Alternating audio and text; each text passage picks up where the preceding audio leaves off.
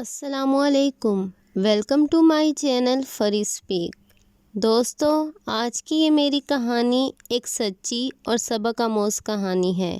کہانی سننے سے پہلے میری گزارش ہے کہ آپ میرے چینل کو سبسکرائب کر دیجئے اور ساتھ میں دیے گئے بیل آئیکن کو پریس کر کے آن نوٹیفیکیشن بٹن کو سلیکٹ کر دیں۔ میری بیوی سہرش بہت ہی اچھی تھی۔ محبت کرنا سکھایا تھا اس نے مجھے جینا بھی اسی نے سکھایا تھا۔ میری زندگی کو جنت بھی اسی نے بنایا تھا۔ وہ لڑکی نہیں، زندگی تھی میری۔ وہ تھی تو میری ارینج میرج، لیکن چند ہی دنوں میں اس نے میرے جسم و جاں پہ حکمرانی شروع کر دی تھی۔ اس کا نام بہت ہی پیارا تھا، سہرش۔ وہ اپنے نام کے ساتھ میرا نام لکھنا کبھی نہ بھولتی تھی۔ اپنے بازو پہ پینسل سے لکھ کر رکھتی تھی، سہرش کامران۔ وہ میری ہمسفر اس وقت بنی تھی جب میں کچھ بھی نہیں تھا۔ نہ ہی میرے پاس اچھی جاب تھی اور نہ ہی اچھا گھر، نہ ہی ایک اچھا مستقبل۔ وہ میری ہمسفر بن کر آئی، مجھے بہت پیار دیا۔ کپڑے دھلے ہوئے ملتے، ہر چیز مجھے ایک آواز پہ لا کر دیتی۔ میں چاہے رات کے کسی پہر بھی گھر لوٹتا، اسے میں انتظار کرتے ہوئے پاتا۔ وہ میرے انتظار میں بیٹھی رہتی، گھر آتا میرا حال پوچھتی، کھانا گرم کر کے لاتی، میرے پاس بیٹھ جایا کرتی تھی۔ پھر باتوں ہی باتوں میں مجھے کہا کرتی تھی، کامران آپ جلدی آ جایا کریں، پتہ ہے نا مجھے آپ کی کتنی فکر لگی رہتی ہے۔ آپ مجھے فون کر کے بھی تو نہیں بتاتے۔ میں مسکرانے لگتا، اس کی طرف دیکھتا، مجھے محسوس ہو جاتا اس نے ابھی تک کھانا نہیں کھایا۔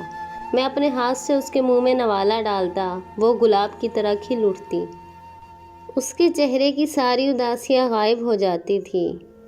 آنکھیں نیند سے بوجھل ہوا کرتی تھی۔ سرخ آنکھوں سے مجھے کہتی، کامران جلدی کھانا کھائیں، مجھے نیند آئی ہے۔ میں جانتا تھا اس پاگل کی عادت تھی میرے بازو پہ سر رکھ کے سونا۔ میں کھانا کھا لیتا تو جلدی سے برتن کچن میں رکھ کر آتی، میرے پاس لیٹ جاتی۔ میں ٹی وی آن کرتا، اسے میرے بازو پہ سر رکھتے ہی نیند آ جاتی۔ عجیب محبت تھی اس کی۔ میری آغوش میں اسے سکون ملتا تھا اور شاید مجھے بھی۔ میں ٹی وی دیکھتے دیکھتے سو جاتا۔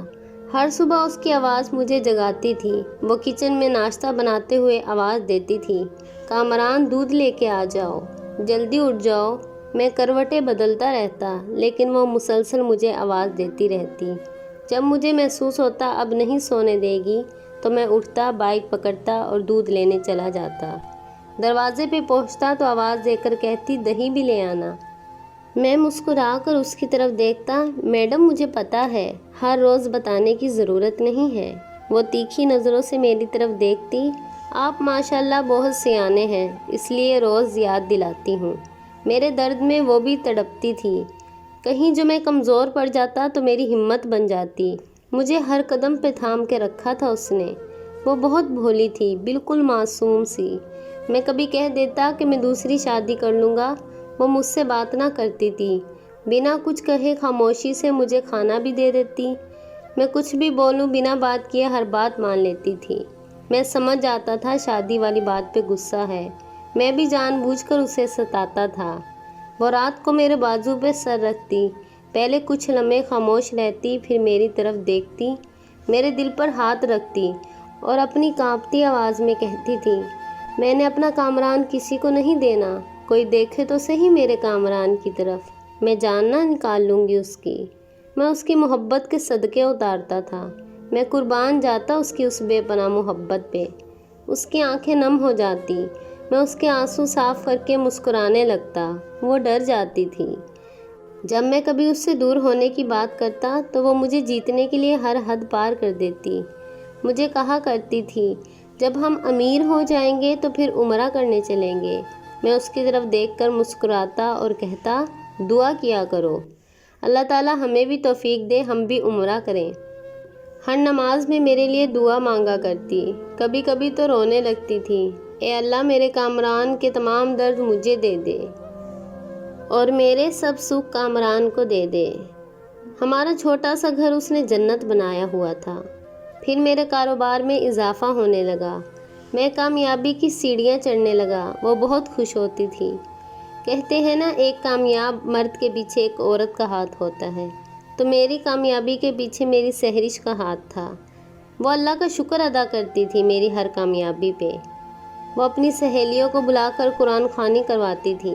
میں اس کی دعاؤں سے ترقی کرنے لگا، لیکن پھر کچھ ایسا ہوا کہ میں نے اس سے بے وفائی کرنا شروع کر دی۔ میں بھٹک گیا۔ میرے ساتھ کام کرنے والی ایک لڑکی میرے بہت ہی قریب آ گئی۔ وہ لڑکی جادو بن کر میرے حواس پہ قابو پا گئی۔ اس لڑکی کی ادائیں مجھے بھانے لگی۔ وہ ماڈرن اور پڑھی لکھی تھی، جینز پہننے والی لڑکی تھی۔ مجھے اس سے اور اسے مجھ سے پیار ہونے لگا۔ میں سہرش کو دھوکہ دینے لگا تھا۔ سہرش بیچاری جانتی بھی نہیں تھی کہ اس کے ساتھ کیا ہونے والا ہے۔ میرا انتظار کرنا، میرے ساتھ کھانا کھانا، میرے لیے دعائیں مانگنا، میرے بازو پہ سونا، وہ پیار کی ہر حد پار کر چکی تھی۔ لیکن میں مرد تھا نا، کب قدر کر سکا اس کی۔ پھر ایک دن سہرش کو مجھ پہ شک ہو ہی گیا۔ وہ مجھ سے پوچھتی، آپ کس سے دیر تک باتیں کرتے رہتے ہیں؟ لیکن میں بات کو ٹال دیتا۔ ایک دن مجھے لگا کہ وہ سہرش سو گئی ہے۔ میں اپنی گرل فرینڈ سے بات کر رہا تھا کہ وہ میرے پیچھے کھڑی سب باتیں سن رہی تھی۔ میں اس لڑکی سے کورٹ میرج کر چکا تھا، لیکن سہرش کو نہیں بتایا تھا۔ میری ساری باتیں اس نے سن لی۔ میری دوسری بیوی مجھے بلا رہی تھی۔ جب میں نے فون بند کیا تو سہرش سامنے کھڑی تھی، میرے چہرے کو اپنے ہاتھوں میں بھرا رو رہی تھی۔ کہنے لگی، کامران کیوں کیا ایسا؟ مجھے کچھ سمجھ نہ آ رہا تھا۔ میں کیا بتاتا، مرد تھا نا، پہلے پیار سے سمجھانا چاہا۔ جب وہ چیخ چیخ کر رونے لگی تو مجھے بھی غصہ آ گیا۔ وہ سر دیوار سے مار رہی تھی۔ کامران آخر کہاں میری محبت کم پڑ گئی تھی؟ میں بے چین ہو رہا تھا دوسری بیوی کے پاس جانے کے لیے۔ میں جانے لگا تو اس نے مجھے روکنا چاہا، مگر میں کہاں رکنے والا تھا۔ وہ چیخنے لگی۔ اس نے مجھے غصے میں کہا، مرد ہو تو طلاق دو مجھے۔ میں بھی غصے میں تھا۔ میں بار بار اسے سمجھانے کی کوشش کر رہا تھا، مگر وہ کچھ سمجھ ہی نہیں رہی تھی۔ میں نے نہ چاہتے ہوئے بھی اسے 3 بار طلاق دے دی۔ وہ خاموش ہو گئی۔ اس کی چیخیں رک گئی تھیں۔ وہ زمین پہ بیٹھ گئی جیسے پاگل ہو گئی ہو۔ میری آنکھوں میں دیکھ رہی تھی۔